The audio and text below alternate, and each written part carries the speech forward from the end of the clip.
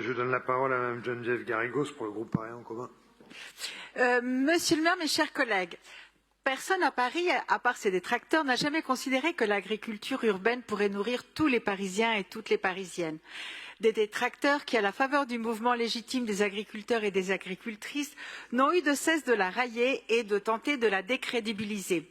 Elle serait 6 fois plus émettrice de CO2 que l'agriculture traditionnelle.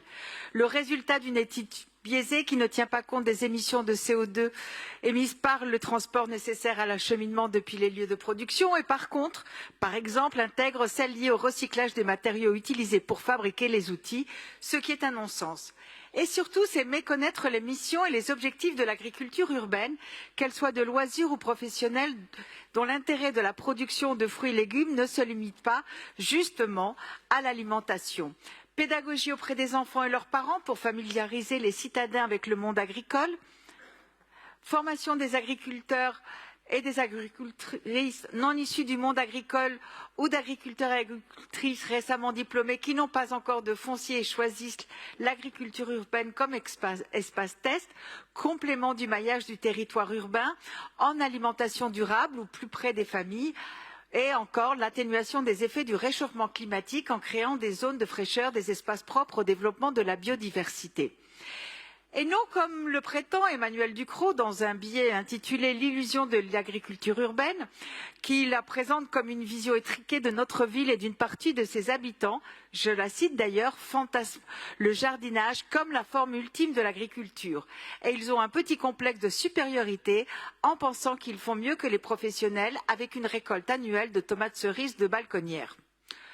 Entre nous, outre qu'elle confond circuit court et agriculture urbaine, elle qui se veut défendre les agriculteurs et les agricultrices devrait respecter les 330 emplois directs et les centaines d'emplois indirects que l'agriculture urbaine crée à Paris. Sans compter que cette agriculture urbaine n'est pas une lubie de Parisiens et de Parisiennes.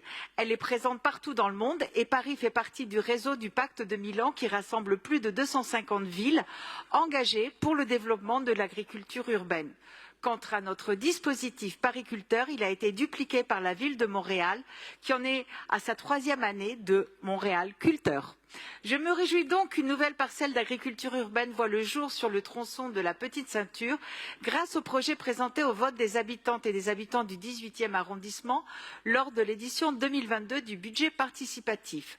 Ce projet de l'association Jardin de Traverse a été retenu et cette délibération va permettre sa mise en œuvre.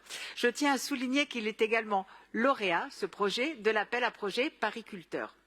L'association va investir un espace d'1 hectare qui permettra de combiner plusieurs activités, dont bien sûr l'agriculture urbaine, mais une partie sera dédiée à la pédagogie et à la formation sur l'agriculture, l'alimentation durable et la transition écologique.